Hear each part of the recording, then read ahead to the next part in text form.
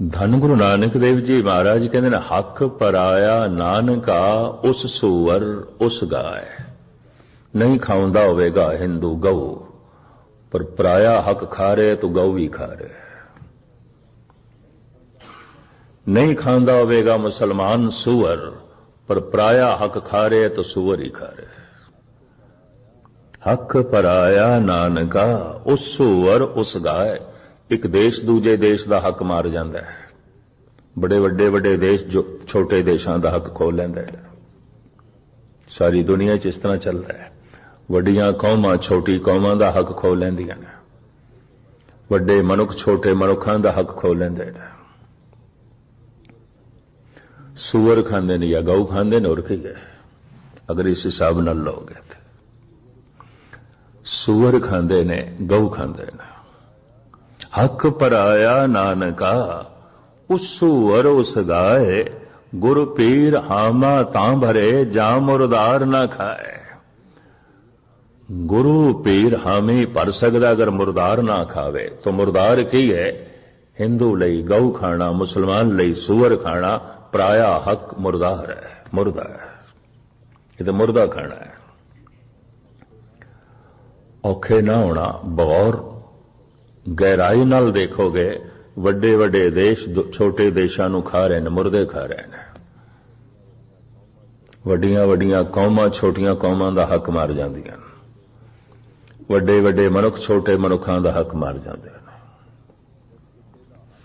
जद किसी दा हक मार लिया तो मुर्दार ही खादा है, और की खादा है? इसे नूं हराम कहंदे ने। ये भी महर्स करते हैं। और महाराज कहते बड़े ने इतनी वड्डी सियाणप है, खांदे भी हराम ने, अगले नूं कख भी नहीं पता चलता। खांदे भी मुर्दार ने, अगले नूं कुछ भी नहीं पता चलता। इतनी दृष्टि ते है, अंधेरे च वेख सकते हैं, रोशनी च नहीं वेख सकते। तो जो अंधेरे च वेख सकता है रोशनी च नहीं वेख सकता, गुग्गू है। और कोई की है? गुग्गू है। संपत दौल झूल संग झूलत माया मगन फिरत घुगना। सतगुरु ने उस प्रश्नकर्ता नूं चुप करा दिता सी जिसने कहा सी महाराज शब्द सारियां दे हिरदियां नूं रोशनी नहीं देंदा, सूरज देंदा है। सूरज सारियां लई बार चानना कर देंदा है। गुरु दा शब्द सारियां दे हिरदे च प्रकाश नहीं करदा। फिर एक करोड़ां सूरजां वर्गा किस तरह होया? दो शब्द बर्दाश्त कर लेना, हाथ जोड़ के मैं माफी मंगा। घुग्गू थोड़े ने, बहुत ज्यादा नहीं ने। पंछियां दे च पशुआं दे च ओ थोड़े जिहा ने जिन्हां नूं रात दी तारीकी दे च दिखाई देंदा है, दिन दे चानणे च नहीं दिखाई देंदा। मनुखी दुनिया च ये घुग्गू बहुत ज्यादा ने, बहुत ज्यादा ने। झूठ दे च तेरा साउंदा है, सच दे च कोई नहीं। गंदे गीतां दे च तेरा साउंदा है, शब्द दे च कोई नहीं। बिखे नाद दे च तेरा साउंदा है, रब्बी संगीत दे च कोई नहीं। इन्हां दा तालमेल रात नाल बैठदा है, दिन नाल नहीं। तो चूंकि रात नाल ताल बैठदा है तो इन्हां ने साधन भी उस तरह दे बनाए ने। क्लब ने, थिएटर ने, शराब खाने ने, वैश्यालय ने, जुए खाने ने, सब रात नूं खुलदे ने। इन्हां दे दरवाजे रात नूं खुलदे ने। इन्हां दी रौनक रात दी है, दिन दी नहीं है। लॉस एंजलिस दे च एक सज्जन मैनू कहण लगा, उत्थे भी किधरे धन गुरु नानक देव जी महाराज का हुक्मनामा आया सी ते उस दिन किधरे हुक्मनामे की कथा करनी सी। इतवार का दिन सी। राती होवन कालियां सुप्पे दासे वन देहो बग्गा तप्पे घना कालियां काले वन। पहले पातशाह जी का वाक है। सूरज दिन चिट्टा चढ़िया है, पर कालियां चीजां ते कालियां ने, कोई चिट्टियां नहीं होईयां। रात काली बोली है, बड़ी भयंकर मसिया दी रात, पर चिट्टियां चीजां ते चिट्टियां ने, कोई कालियां नहीं होईयां। महाराज कहते ने करोड़ां भी दुष्ट मिल जान, संत अपनी सजनताई नहीं छड़ता। भावें कितनी मस्या दी रात हो जाए, कितनी कालक हो जाए, ओदी चिटियाई रहेगी। राती होवन कालियां सुप्पे दा सेवन, मल्ला पहला सोई मल्ला पहला पहले पातशाह जी का वाक। इनू कबीर अपने ढंग नाल इंज बयान करते हैं, संत न छाड़े संतई जे कोटक मिले असंत, मलयागर भयंगम बेड़े तो शीतलता न तजंत। इन्हां इलाकों ते चंदन नहीं है। चंदन भारत विच मैसूर स्टेट विच बहुत ज्यादा है, कर्नाटक विच थोड़ा जिहा, तमिलनाडु विच भी है पर ज्यादा कर्नाटक विच है। थोड़ा थोड़ा आंध्रा च भी मिलता है, मध्य भारत विच भी मिलता है, पर अच्छी नस्ल का जिहड़ा चंदन है, 52 चंदन, वो कर्नाटक विच है, बड़ा कीमती। अक्सर जद चंदन दे लकड़ की कटाई होंदी है तो फिर मोर छड्डे जाते हैं। क्यों? चंदन नूं सप लिपटे होंदे ने, कोबरे, फनीयर नाग। चंदन बड़ा शीतल है, चंदन बहुत ठंडा है। ते सप दे सिर दे जिहड़ी जहर होंदी है, अगर वध जाए सीमा तो फिर खौलदी है। अगर उसनूं कोई जानदार चीज, जानदार जीव ना मिले, हो सकता है पत्थर नूं भी डंग मारेगा जहर कढ़ण लई, क्योंकि सिर उसका खोलता है। वो दरख्त नूं भी डंग मार सकता है। कुछ ते कहंदे ने ओही पत्थर संखिया बन जाता है जिन्हों फनीयर नाग डंग मारदा है। भारत दे ते इस तरह मनते ने वैद लोग, उन्होंने संखिया कहते हैं।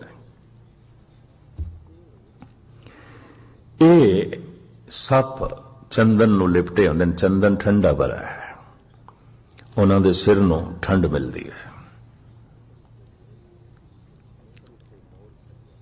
अक्सर उत्थे मोर छड्डदे ने ते मोर सप्पां नूं खा जांदा है, मोर सप्पां ते हमला करता है। ते सप डंग मारन दे विच मोर नूं सफल नहीं होंदा, क्योंकि उसदे ऐसे पंख ने उन्होंने कोई चोट ते हानि नहीं पहुंचती। अक्सर सप नसदे ने, भजदे ने मोरां नूं वेख के। भगत कबीर कहते ने सैकड़े सप लिपटे ने चंदन नूं, क्या चंदन जहरीला हो जाता है? ते चंदन कोई गर्म हो जाता है? नहीं, चंदन सुगंध ते ठंड सप्पां नूं भी देंदा है। संत ते ओ है जिहदी महफिल विच बैठ के कोई चोर भी शांत हो जाए। इतनी महर्स करते हैं। मैं पढ़ रहा सी सूफी फकीर दी गाथा हसन दी। रात दा वकत, अद्धी रात दा, ईरान दी गल। ईरान ठंडा देश, बर्फां पैंदियां। चोर किदे हसन दी कुटिया दे च वड़ गए। हसन लेटिया होया सी उपर कंबल। दया आ गई, इस चोर नूं मेरे घर चों कुछ नहीं मिलेगा, खाली जाएगा। अद्धी रात नूं आया है, ठंड दे विच आया बेचारा, खाली जाएगा। कदी किसी संत ने चोर नूं नहीं मारिया, चोरां ने चोर नूं मारिया। बगौर मुताला करना। कदी किसी संत ने दुष्ट नूं नहीं मारिया, दुष्टां ने ही दुष्ट नूं मारिया। कदी बगौर मुताला करना।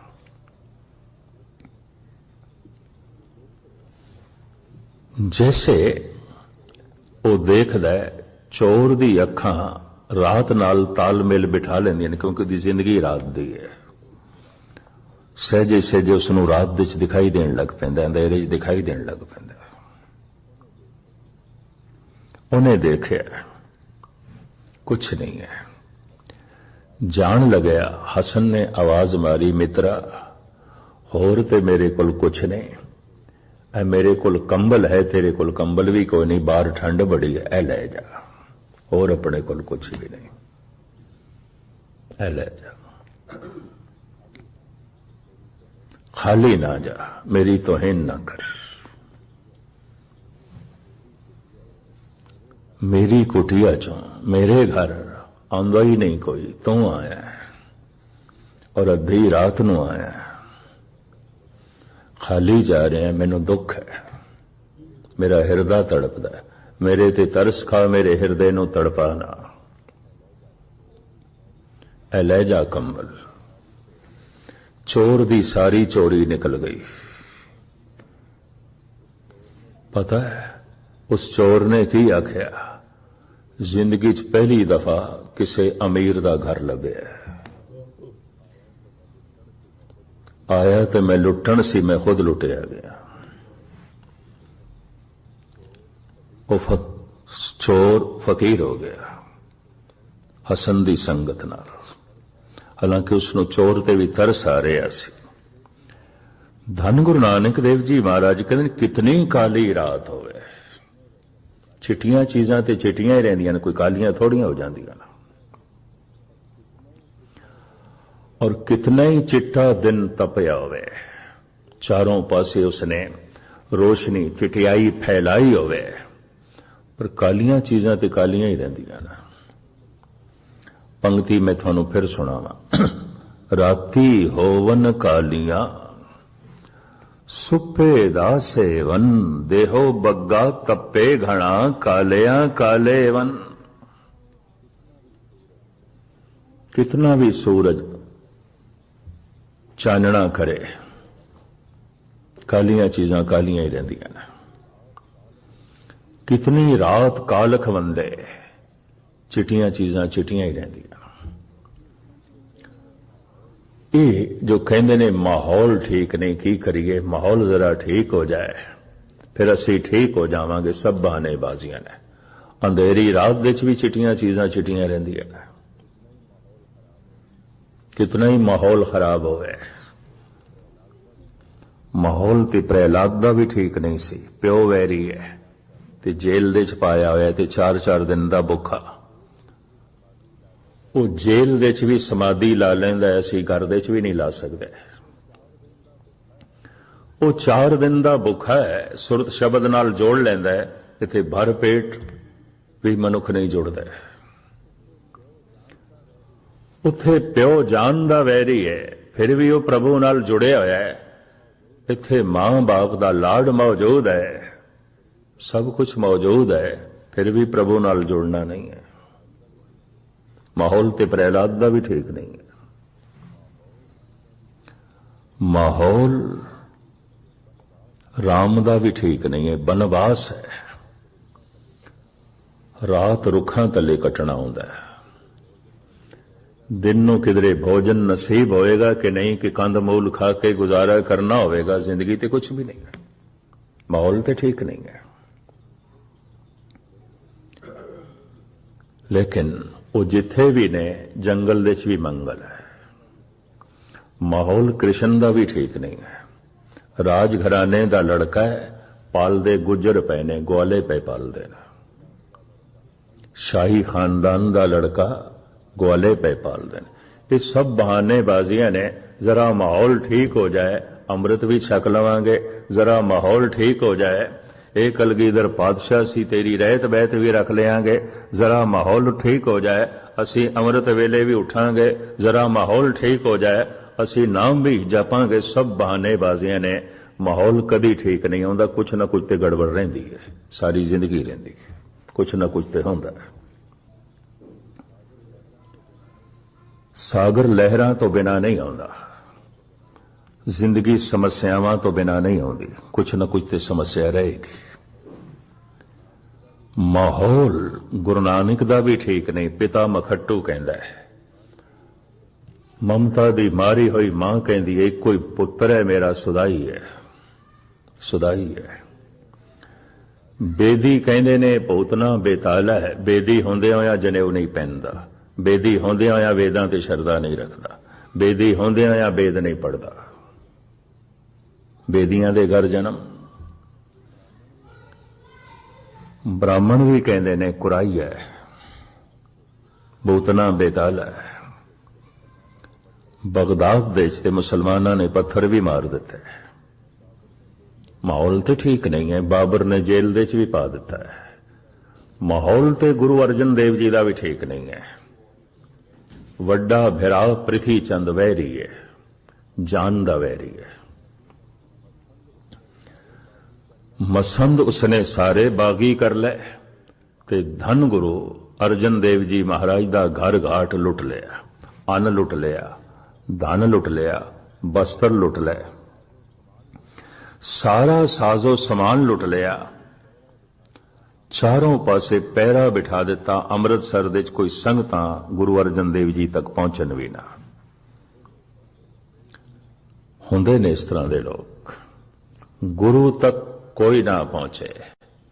और इस तरह के भी लोग होंदे ने, गुरु साडे तक ना पहुंचे।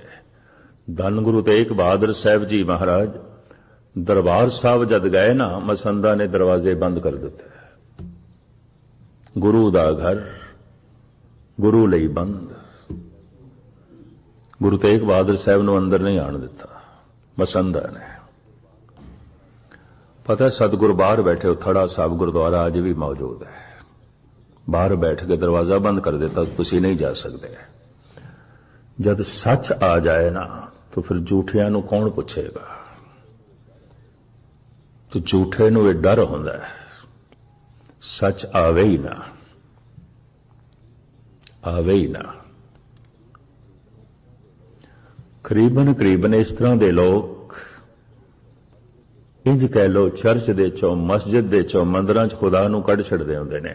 खुदा तो बिना चर्च की पूजा करते हैं, भगवान तो बिना मंदिरां दे पूजा चलती है। बगौर मुताला करना ऐसा होंदा है, क्योंकि भगवान होवे ते फिर शैतान नूं कौन पुछेगा, सच होवे ते फिर झूठ नूं कौन पुछेगा। इतनी रोशनी हो जाए ते फिर अंधेरे किथे जाणगे। शेख सादी ने ते कहानी लिखी है बई अंधेरा रोंदा पिटदा खुदा कोल चला गया ते आखण लगा, खुदावन ताला एक तू मेरे जान दा वैरी बनाया है, मैनू टिकण ही नहीं देंदा। सूरज मेरे पिछे लठ लैके पिया है, ये तू मेरे लिए बनाया है, मैनू टिकण ही नहीं देंदा किधरे। मेरा पक्का दुश्मन, तुसी इसनूं रोको, मेरे नाल दुश्मनी ना करे, मैनू टिकण देवे। कहानीकार शेख सादी लिखदा है, खुदा ने सूरज नूं तलब कीता, आखिया अज अंधेरा मेरे कोल फरियाद लेके आया सी, बड़ा रोया, बड़ा रोया, तेरी शिकायत करदा सी। तू उस नाल क्यों वैर कमाना है, तू क्यों उस नाल दुश्मनी करदा है। सूरज ने हाथ जोड़ के आखिया, खुदावन ताला मैं ते कदी वेखिया ही नहीं अंधेरे नूं, ते जिन्नों मैं वेखिया नहीं उहदे नाल कदी दुश्मनी मेरी, मैं तो जानदा ही नहीं उसनूं, मैनू पता ही कोई नहीं, मैनू तो नाम धाम दा ही पता कोई नहीं। हे खुदा मैं क्यों उस नाल दुश्मनी कमावांगा। सच दे होंदियां झूठ रह नहीं सकता। इस वास्ते झूठ दी पूरी कोशिश होंदी है, दरवाजे बंद करो, सच नहीं आना चाहिए। हिरदे दे द्वार बंद करो, सच अंदर नहीं आना चाहिए। मंदिर दे दरबार बंद करो, भगवान नहीं आना चाहिए। गुरु तेग बहादुर साहब लिए दरवाजे बंद कर दिते। इतिहास है। सतगुर वापस जान लगे, इत्थे अमृतसर दियां मातावां ने रोक लिया, नहीं तो जान लगे सन, उन्होंने नहीं जान दिता। तो पता है कवि संतोख सिंह जी ने की लिखा है, सारे अमृतसरियां लिए नहीं ने। मैं अर्ज करें भाई संतोख सिंह जी दे बोल, ए मसंद जो अमृत सरिये, त्रिशन अगन के अंतर सड़िए। ये जो मुसंद ने, ये जो पुजारी तबका है, ये जो धार्मिक तबका है, ये तृष्णा दे सड़े हुए ने, ये अंधेरे दे जीण वाले ने। माइयां रब रजाइयां। एक कवि संतोख सिंह जी ने लिखे है, सतगुर दे मुखार बिन तो बोल निकले। मातावां ने रोक लिया। धन गुरु तेग बहादुर साहब जी महाराज नूं, नहीं तो मसंदा ने ते बाहर कढ़ दिता सी। चारों पासे मसंदा ने अज पैरा ला दिता, संगत गुरु तक ना पहुंचे। अन्न धन शस्त्र सब कुछ लुट लिया। ਪ੍ਰਿਥੀ ਚੰਦ ने माहौल तो ठीक नहीं है, जहांगीर भी वैरी है। ਪ੍ਰਿਥੀ ਚੰਦ जो कुछ कर रहा सी, जहांगीर की ताकत भी नाल सी, क्योंकि जहांगीर नहीं चाहता सी गुरु घर की शक्ति वध जाए, ताकत वध जाए। और जो मैं तबलीग का काम करना चाहना उहदे च कोई रुकावट खड़ी होवे, वो नहीं चाहता सी। उन्होंने बहुत वड्डा दुख होया सी जद उन्होंने पता चलिया महान सूफी संत साईं मियां मीर उन्हें अपना मस्तक गुरु अर्जन देव जी के कदमां ते रखे। ये जहांगीर की सोचनी पै गई भी इस तरह के पुरुष दे होंदिया मैं इस्लाम किस तरह फैलावांगा। मियां मीर जैसे झुक गए उथे, ये मैं हटाना है। ਪ੍ਰਿਥੀ ਚੰਦ ਨੂੰ हथ च कीता। ਪ੍ਰਿਥੀ चंद पहले वैरी सी, उन्होंने शाही घराने की ताकत मिल गई। आदि काल तो गुरु घर ਨੂੰ इस ढंग नाल कमजोर किया जाता रहा। राम राय ਨੂੰ औरंगजेब ने खड़ा करके धन गुरु हरकृष्ण जी महाराज की गुरियाई ਨੂੰ कमजोर करने की कोशिश की गई। बगौर मुताला करना सब औरंगजेब की शह। वक्त दी हुकूमतां नहीं चाहती आउंदियां कोई साडी बराबरी ते आ जाए, मुकाबले ते आ जाए। कहते ने संगतां दे चों जो 10-20 बंदे अंदर रह गए सन, अज दिन भर लंगर नहीं बनया, पैरा रहा, कोई रसद पानी आई नहीं। जिहड़ी हैगी सी वो सब लुट के ले गया ਪ੍ਰਿਥੀ ਚੰਦ। अन्न लुट के ले गया, धन लुट के ले गया। धन गुरु अर्जन देव जी महाराज की सुपत्नी साडी जगत माता गंगा जी ने घर टटोलना शुरू किया। मतां कुछ लभे, 2 प्रशादे ते बनन धन गुरु अर्जन देव जी लई अज दिन भर दा कुछ भी अन्न पानी नहीं, कुछ भी अन्न पानी नहीं। ये महाराज दे सिर्फ बोल ही नहीं, आ गया मैं भूख सोई कर सूखा, सोग हरख नहीं जाने, जो जो हुक्म भयो साहिब का, सो माथे ले माने। खैर मुख्तसर मैं अर्ज करा। एक मिट्टी दे भांडे विच थोड़ा जिहा किधरे बेसन पिया सी। इहदे 2 प्रशादे बने मिट्टी दे तवे ते, और मिट्टी दे ठीकरे दे ची ये 2 प्रशादे सतगुरां दे अग्गों रखे। भांडे भी कोई नहीं सन, लेकिन ये 2 प्रशादे अग्गों रखदियां सार चीख निकल गई। जगत माता गंगा दे अपने हंजुआं नूं नहीं रोक सकियां, जज्बात दे च आ गईयां। धन गुरु अर्जन देव जी महाराज दा अमृतमयी बोल, अमर कलाम जो आप दे कंठ तो प्रगट होया है, रूखो भोजन कानड़े राग दे अंदर है। कदी कदी भाई कल्याण सिंह पड़ताल लगाते ने इस शब्द की, रूखो भोजन भूम सैन सखी प्रेसंग सुख बेहात। ऐ सखी तू रो ना। ਪ੍ਰਿਥੀ चंद अन्न लुट के ले गया, धन लुट के ले गया, वस्त्र लुट के ले गया, शस्त्र लुट के ले गया, पर इन्हां सारियां चीजां नूं देण वाला जिहड़ा वो महान दाता है उत्थे मेरे हिरदे च बैठा है, उन्होंने तो लुट के नहीं ले गया। फिर रोना केड़ी गल दा। रूखो भोजन भूम सैन सखी प्रेसंग सुख बेहात। संत न छाड़े संतई जे कोटक मिले असंत। माहौल बाहर दा कितना भी खराब क्यों ना होवे, संत अपना मन खराब नहीं करता। इतनी महर्स करते हैं। छोटियां छोटियां गल्लां दे बहाने बाजे जरा माहौल ठीक नहीं, ठीक हो जाए अमृत छक लवांगे। तू माहौल ठीक करदियां ही करदियां अपनी जिंदगी लगा बैठेगा, कदी नहीं छक सकेगा। माहौल किसदा ठीक होया है? किसी का भी नहीं होया। बड़े बड़े अवतारी पुरुषों का माहौल ठीक नहीं होया तो तेरा कित्थों हो जाएगा। सारी जिंदगी जंगो जदल दे च लंघ गई मुहम्मद साहब दी। सारी जिंदगी धन गुरु गोबिंद सिंह जी महाराज की संघर्ष दे च लंघ गई। अला यार खां जोगी लिखते ने, आधार ने कभी तुझको संभलने न दिया था, आराम से पहलू को बदलने न दिया था। ऐ कलगीधर पाशा, तुसी ते एक रात भी आराम दी नींद नहीं सौ सके। कांटा दिले पुरखों से निकलने न दिया था, तुसी ते हर वक्त संघर्ष दे च रहे, भज दौड़ दे च रहे, कदी इधर कदी उधर अदावतां, बाई धार दे राजियां दी अदावत, वक्त दी हुकूमत औरंगजेब दी अदावत, सोडियां दी अदावत, मसंदां दी अदावत, तीरमल दी अदावत, चारों पासे अदावत ही अदावत। धन गुरु गोबिंद सिंह जी महाराज ने देखा सिखी दा दायरा बहुत वध गया, बिहार, आसाम, महाराष्ट्र, गुजरात सब लपेट दे च आ गया। तो गुरबाणी दे स्वरूप धन गुरु ग्रंथ साहब दे स्वरूप बहुते चाहिए ने।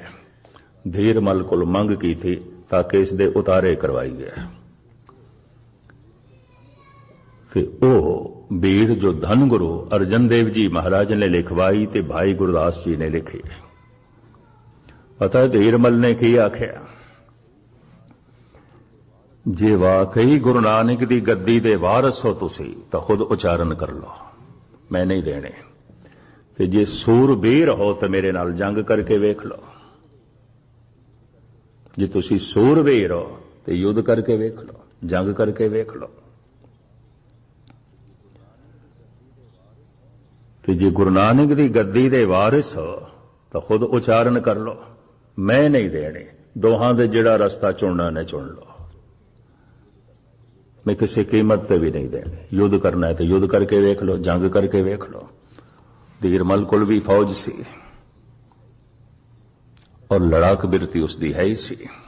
सतगुरु ने मुनासिब नहीं समझिया धीरमल नाल युद्ध करना, वरना बड़े बड़े युद्ध होए ने, पर धीरमल नाल युद्ध करना धन गुरु गोबिंद सिंह जी महाराज ने मुनासिब नहीं समझिया।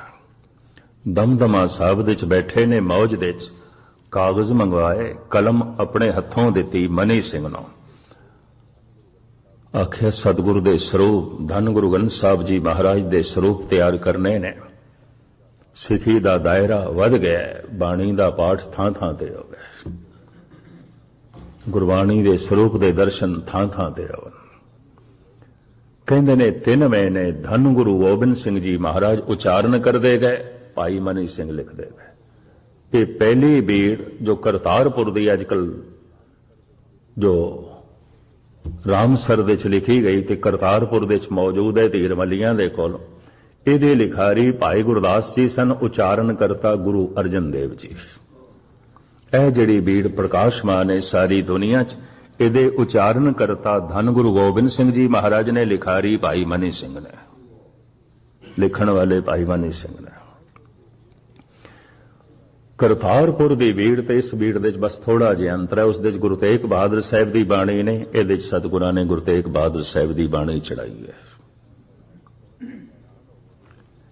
और आप सुन के हैरान होवोगे, कदी मौका मिले तो दर्शन भी कर सकते हो करतारपुर जाके। जिथे जिथे तुसी गुरु तेग बहादुर साहब जी दी बाणी वेखदे हो ना, हुण इत्थे इत्थे उत्थे पन्ने खाली ने उस भीड़ दे विच, करतारपुर दी भीड़ दे विच वो पत्रे खाली पे ने, वो जगह खाली पई है। 2-2 पन्ने, एक पन्ना खाली पे, क्योंकि इतनी इतनी बाणी है गुरु तेग बहादुर साहब दी, ये पन्ने खाली पे ने। हुण ते बहुत कठिनाई नाल दर्शन करांदे ने, क्योंकि श्रोमणी कमेटी ने मंग कर ली सी भी तोशेखाने च रखी है, सारियां नूं खुले दर्शन होवन, नहीं दित्ती उन्होंने। उदों कलगीधर नूं नहीं दित्ती तो हुण पंथ नूं की देणगे, ये भी महर्स करते हैं। उदों गुरु गोबिंद सिंह जी महाराज मंगदे रह गए, नहीं दित्ती, तो हुण पंथ मंगदा रह गया, नहीं दित्ती। खैर मुख्तसर जो है महर्स करा। मनी सिंह ने थे शक किया, महाराज बोलते थोड़े भी ने, बचन अमृतमई ते थोड़े भी ने, बीड़ तुसी संपूर्ण करा ली अपनी बाणी। नहीं मनी सिंह, असी जो लिखाया है उहदे च इतिहास है, 24 अवतारां दा इतिहास है, सतगुरु दा अपना इतिहास है। अब मैं अपनी कथा बखानो, तब सादत जय बेद मोयानो, ਮਨੀ ਸਿੰਘ ਅਸੀਂ ਆਪਣੀ ਕਥਾ ਪ੍ਰਮਾਤਮਾ ਦੀ ਕਥਾ ਦੇ ਚ ਨਹੀਂ ਲਿਖਣੀ। ਗੁਰੂ ਗ੍ਰੰਥ ਸਾਹਿਬ ਵਿੱਚ ਪ੍ਰਮਾਤਮਾ ਦੀ ਕਥਾ, ਇਸ ਪਰਪੰਚ ਮੇ ਸਾਚੇ ਨਾਮ ਕੀ ਵਡਾਈ, ਮਤ ਕੋ ਧਰੋ ਗਮਾਨਾ। ਕਿਸੇ ਗੁਰੂ ਦਾ ਇਤਿਹਾਸ ਨਹੀਂ ਹੈ, ਕਿਸੇ ਪਾਤਸ਼ਾਹੀ ਦਾ ਇਤਿਹਾਸ ਨਹੀਂ। ਗੁਰੂ ਨਾਨਕ ਕਿੱਥੇ ਪ੍ਰਗਟ ਹੋਏ, ਕਦੋਂ ਪ੍ਰਗਟ ਹੋਏ, ਉਹਨਾਂ ਦੇ ਮਾਂ-ਬਾਪ ਕੌਣ ਸਨ, ਪਤਨੀ ਦਾ ਕੀ ਨਾਂ ਸੀ, ਬੱਚੇ ਕਿਤਨੇ ਸਨ, ਗੁਰੂ ਗ੍ਰੰਥ ਸਾਹਿਬ ਵਿੱਚ ਨਹੀਂ ਹੈ। ਕਦੋਂ ਜੋਤੀ ਜੋਤ ਸਮਾਏ, ਨਹੀਂ ਹੈ। ਇਤਿਹਾਸ ਨਹੀਂ ਹੈ, ਨਿਰੋਲ ਬ੍ਰਹਮ ਗਿਆਨ ਹੈ, ਨਿਰੋਲ ਪ੍ਰਮਾਤਮਾ ਦਾ ਗਿਆਨ। ਖੈਰ ਇਵੇਂ ਵਿਚਕਾਰ ਗੱਲ ਆ ਗਈ। ਧੰਨ ਗੁਰੂ ਅਰਜਨ ਦੇਵ ਜੀ ਮਹਾਰਾਜ ਕਹਿੰਦੇ ਨੇ ਸੂਰਜ ਸਾਰਿਆਂ ਨੂੰ ਚਾਨਣ ਨਹੀਂ ਦਿੰਦਾ, ਉੱਲੂ ਨੂੰ ਚਾਨਣਾ ਨਹੀਂ ਮਿਲਦਾ, ਗੁੱਗੂ ਨੂੰ ਚਾਨਣਾ ਨਹੀਂ ਮਿਲਦਾ। ਪੰਛੀਆਂ ਦੇ ਵਿੱਚ ਕੋਈ ਇੱਕ ਅੱਧ ਗੁੱਗੂ ਥੋੜੇ ਨੇ ਜੋ ਗੁੱਗੂ ਨੇ, ਮਨੁੱਖੀ ਦੁਨੀਆ 'ਚ ਬਹੁਤ ਜ਼ਿਆਦਾ ਨੇ, ਬਹੁਤ ਜ਼ਿਆਦਾ ਨੇ। ਗੁਰ ਸ਼ਬਦ ਦੇ ਚਾਨਣੇ ਵਿੱਚ ਕੁਝ ਦਿਖਾਈ ਦੇਵੇ, ਗੁਰਬਾਣੀ ਦੀ ਰੋਸ਼ਨੀ 'ਚ ਕੁਝ ਦਿਖਾਈ ਦੇਵੇ, ਇਤਨੀ ਸੂਝ-ਬੂਝ ਹੀ ਕੋਈ ਨਹੀਂ। ਮਨ ਰੇ ਸੰਸਾਰ ਅੰਧ ਗਏਰਾ।